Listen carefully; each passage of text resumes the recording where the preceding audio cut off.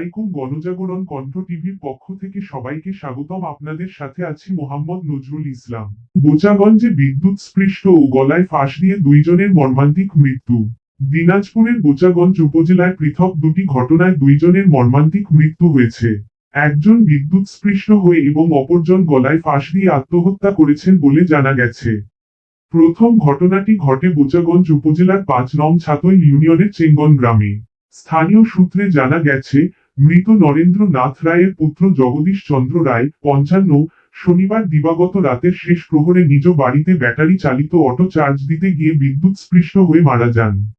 পরিবার ও প্রতিবেশীদের ভাষ্যমতে, অটো চার্জারটি চালু করার সময়ই তিনি বিদ্যুতের স্পর্শে পড়েন এবং ঘটনাস্থলেই তার মৃত্যু হয়।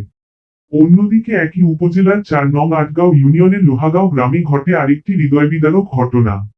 আবুল হোসেনের পুত্র মোজাহারুল ইসলাম ১৪ শনিবার রাত আনুমানিক 11:30টার দিকে বাড়ির পাশে একটি আম গাছে গলায় ফাঁস দিয়ে আত্মহত্যা করে। পরিবারের লোকজন ও স্থানীয়রা বিষয়টি টের পেয়ে দ্রুত উদ্ধার করার চেষ্টা করে, কিন্তু ততক্ষণে তার মৃত্যু হয়। দুইটি ঘটনাস্থলেই বোচাগঞ্জ থানা পুলিশের একটি টিম উপস্থিত হয়ে আইনগত প্রক্রিয়া শুরু করেছে।